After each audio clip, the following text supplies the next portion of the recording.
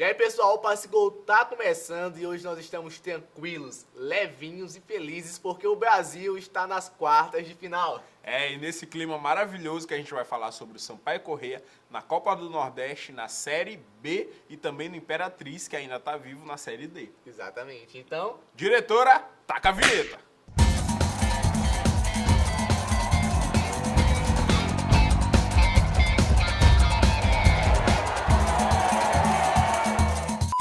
pessoal, na semana passada o Sampaio Corrêa enfrentou o ABC fora de casa no jogo de volta da Copa do Nordeste, ficou no 1-1, tinha vencido no Castelão por 1-0 no jogo de ida e conseguiu a inédita classificação para a final da competição.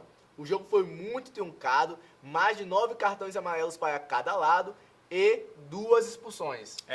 O gol do Sampaio Corrêa foi do Fernando Sobral, de pênalti, e o gol do ABC foi do Erivelton, numa bola cruzada ali, a zaga do Sampaio Corrêa bobeou, deixou o Erivelton livre, aí ele conseguiu empatar o jogo. Mas é isso, foi um jogo duro, os dois jogos foram jogos muito difíceis, jogos muito truncados. O segundo jogo, que foi lá em Natal, foi um jogo muito truncado, muito violento. Depois que o Sampaio jogou com o resultado, estava com 1-1, Sampaio meio que começou a fazer cera, a equipe do ABC abriu a caixa de ferramentas, sim, amigo. E aí a confusão começou. A confusão foi tanto dentro como fora de campo. Infelizmente. A gente viu ali umas cenas lamentáveis da torcida, brigando, se agredindo, jogando objetos dentro de campo e no juiz também. O fato é que o ABC foi desclassificado, o Sampaio Corrêa tem total mérito por isso, porque soube jogar com a pressão e com o regulamento embaixo do braço. Na Copa do Nordeste, o Sampaio Corrêa vem muito forte, tá sabendo sofrer. E na final da Copa do Nordeste, o Sampaio Corrêa vai enfrentar o Bahia na próxima quarta-feira, dia 4, às 21h45 da noite, no Castelão. O Bahia, que é um time grande, um time de Série A. De Série A. E mesmo o Bahia tá na zona de rebaixamento do Campeonato Brasileiro, mas é um time de Série A, é um time muito tem forte. Que respeitar tem que respeitar o Bahia.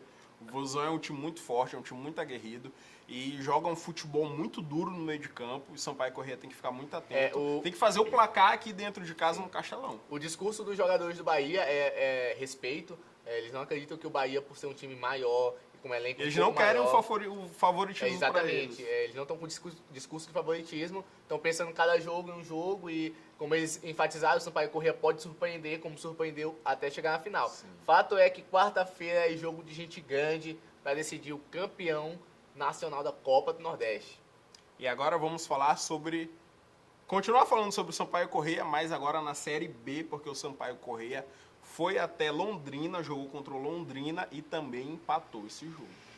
O jogo não foi muito legal, ficou ali com placar de 1-1. O Carlão fez aos 5 minutos do segundo tempo, depois de uma cobrança de falta ali, meio chute. Marcelo chutou. Só chutou. A bola, assim, acho que saía pela lateral e sobrou no pé do Carlão. E o Carlão fechou o olho e chutou assim. O Carlão, como 9 que estava atento aí, fez o primeiro gol. E aos 18 minutos, o Londrina descontou com Alisson Safira. É isso mesmo o nome dele? Safira. Alisson Safira. Uma confusão ali dentro da área. Um escanteio ali, cobrado, e aí o pessoal ficou reclamando de falta em cima do goleiro Andrei. Que ele caiu, a bola entrou meio esquisita ali no gol. O juiz não marcou nada, o bandeirinha auxiliar também não marcou nada. A Londrina não tem nada a ver com isso, se foi falta ou não. 1-1. E aí o Sampaio Corrêa está agora em qual colocação? Sampaio Corrêa está em 15º com 15 pontos. E aí o Londrina não está muito distante. O Londrina está em 13º com 16 pontos, um pontinho a mais que o Sampaio Corrêa. Se o Sampaio Corrêa tivesse vencido o jogo, estaria na 10ª colocação, um pouco mais distante da zona de rebaixamento. Mas o Sampaio Corrêa vem fazendo uma temporada muito irregular no Campeonato Brasileiro. Só não está pior do que em 2016, quando ele praticamente não saiu da zona de rebaixamento. Atualmente o Sampaio Corrêa fica ali na zona intermediária da tabela e está salvando. É importante não cair de série, né, de divisão. E agora continuamos falando sobre o Campeonato Brasileiro, só que agora Série D, porque a equipe do Imperatriz conseguiu uma importante vitória dentro de casa. O Manaus foi a vítima do Imperatriz, do Cavalo de Aço. Manaus foi o Frei Epifânio enfrentar o Cavalo de Aço pelo jogo de ida das quartas de final da Série D. E aí o jogo foi muito, muito legal, muito técnico e também muito aguerrido das duas partes, mas o Manaus dominou quase todo o primeiro tempo. por pouco não consegue abrir o placar, porque Jean, que é o goleiro do Sampaio do Imperatriz, estava ali demais numa tarde muito inspirada, fez grandes defesas e conseguiu evitar o gol do Manaus. Já o Imperatriz marcou com Eloir aos 8 minutos do segundo tempo, e aí isso aí meio que definiu um outro ponto do Cavalo de Aço, porque o Cavalo de Aço começou a dominar o segundo tempo, e aí teve muitas outras oportunidades, com o próprio Júnior Chicão, Daniel Barros, mas não conseguiu também marcar mais gols. Mas o importante é que conseguiu essa vitória por 1-0, tá com a vantagem no jogo de volta, a vantagem do empate, e esse é um resultado que o Imperatriz já vem tendo há alguns outros jogos. Foi assim contra o Rio Grande do Norte, da América do Rio Grande do Norte, lá em Natal, venceu por 1-0, levou a decisão para lá com a vantagem, venceu nos pênaltis nessa ocasião. Foi assim contra o Moto Clube, que venceu por 2-1, chegou no Castelão, destruiu o Moto Clube. Foi assim contra... Cenas de Gaudencio chorando de novo, por favor.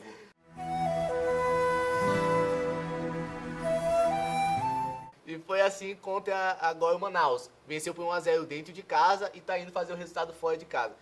É importante, além do resultado, dessa vantagem, frisar que o resultado dentro de casa dá muita força pro time. O Marcinho Guerreiro, que é o técnico do Imperatriz, é um técnico muito bom, sabe armar os seus times. O time do Imperatriz cresceu muito depois da chegada do Marcinho Guerreiro, que era técnico do Moto, do nosso querido Gaudencio.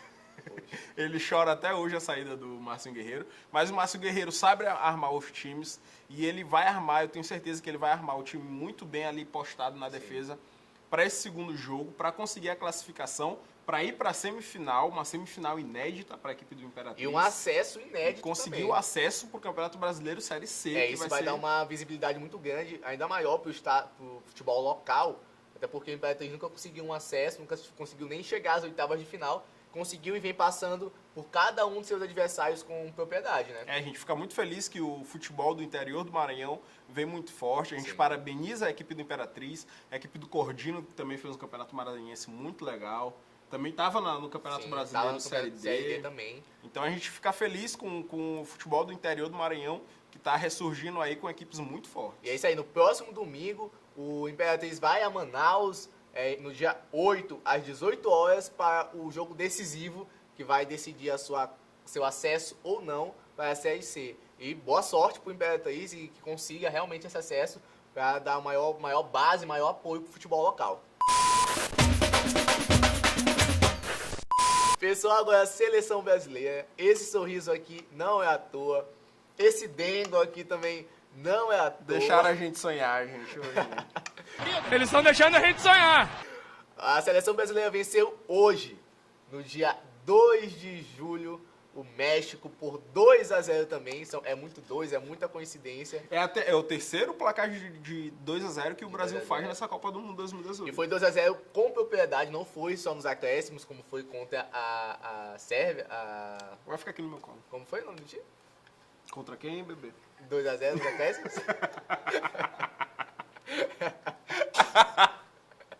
Foi contra a Sérvia? Não. Contra a Costa Rica. Costa Rica. Exatamente.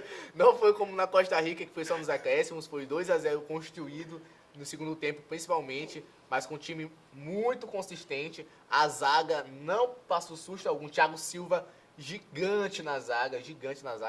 Alisson, mais uma vez, não teve trabalho algum. Rapaz, mas eu tenho medo quando o Alisson não me fala de medo pra Alisson, não, porque Alisson... Meu Deus do céu. Mas o fato é que a seleção brasileira jogou muito bem. A equipe do Brasil parece que não sentiu falta dos seus laterais titulares. O primeiro jogo, os laterais eram o Danilo na direita e o Marcelo na esquerda. O Marcelo é o melhor lateral esquerdo do mundo, todo mundo sabe disso. Mas aí o Felipe Luiz jogou muito bem, não comprometeu. E nesse jogo o Fagner também jogou muito contra o México. O México vinha muito pelo seu lado esquerdo, lado direito da seleção brasileira.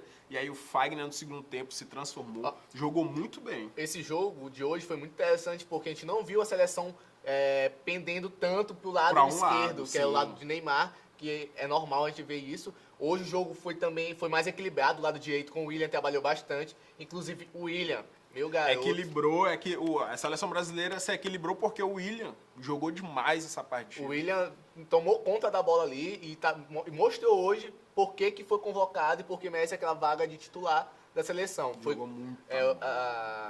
Começou com ele, né? Um cruzamento ali pro O Neymar. primeiro gol ali, uma tabelinha entre Neymar, o Neymar corta pra dentro da área e o William passa por trás, o Neymar dá um toque de calcanhar e o foguetinho, como eles estão chamando o William, ele abre ali pelo lado esquerdo, cruza forte, e aí o menino Ney dá um carrinho e aí o Brasil abre o placar. Aí o Brasil fica mais postado na defesa. Sim. O Brasil é um time que sabe sofrer, tanto que no primeiro tempo, os 20 primeiros minutos do primeiro tempo... Foi só sofrência. Foi sofrendo bastante a seleção brasileira, sofreu os 20 primeiros minutos e aí equilibrou as ações e aí partiu para o ataque no segundo tempo. Foi um segundo tempo avassalador, em que o William jogou muito bem. O Coutinho não apareceu tanto, mas as funções táticas que ele fez muito bem. E aí a equipe conseguiu fazer 2-0. O México não viu a cor da bola no segundo tempo e estavam falando muito que iam vencer do Brasil, que iam se classificar. E o sonho deles é passar das oitavas, né? Tem um tabu que eles não passam das oitavas de forma alguma. E o sonho deles é passar do quarto jogo e ir pro quinto, que no caso são as quartas de final. Mas, infelizmente... Os Los Hermanos vão ficar para trás mais uma vez, né? E agora o Brasil espera esse jogo de sexta-feira. O Brasil vai pegar o time muito forte da Bélgica. É um time que tem um meio de campo, jogadores... Muito bons jogadores, com De Bruyne, com Hazard, com Lukaku na frente. É um time muito forte. Se assustou um pouquinho no jogo contra o Japão, que pegou logo 2 gols muito rápido, mas conseguiu... vencer, conseguiu passar de fase, e agora é o Brasil que vai ser seu adversário. E aí contra o Brasil já é um outro time. A equipe da Bélgica ainda não pegou uma seleção forte assim para mostrar que das tradicionais, né, que a gente costuma falar. A gente sempre fala que a geração belga é uma geração muito boa. Eles ainda não fizeram nada e a gente espera que não façam nada contra o Brasil nesse jogo de sexta. Mas o Brasil tem que ficar muito atento e a gente espera que eles venham para cima, porque aí vindo para cima vai ter espaço pro William, vai ter espaço pro Neymar, pro Coutinho fazerem as jogadas de contra-ataque. E é o melhor estilo Brasil de jogar. Naquele espaço sobrando, Neymar sempre aparece, Gabriel Jesus, tomara que consiga desencantar finalmente no jogo e consiga marcar o seu, porque... Ofensivamente ainda não mostrou seu papel, mas taticamente nesse jogo ele tem sido no jogo de hoje contra o México, o Gabriel Jesus no segundo tempo jogou muito bem, estava voltando, estava fazendo as tabelas ali no meio Saiu de campo. Ali da sua posição original. Estava aparecendo ali no lateral esquerdo, mas jogou bem, não foi o atacante que a gente espera, mas fez as funções táticas, isso é o mais importante. É isso aí, pessoal, estão deixando a gente sonhar e a gente vai longe, viu? Passe Gol vai ficando por aqui. Valeu. Eu queria mandar abraço, gente. Então não vai ficando por aqui. Valeu. Eu queria mandar um abraço para minha sobrinha Évila, que é índia lá do Boi de Tapera de Catu, mora lá em Ribamar. Ela pediu um abraço, disse que sempre assiste a gente do Passe Gol, que ela não perde o Passe Gol. Abraço, Évila, para você. E é isso, pessoal. O Passe Gol vai ficando por aqui.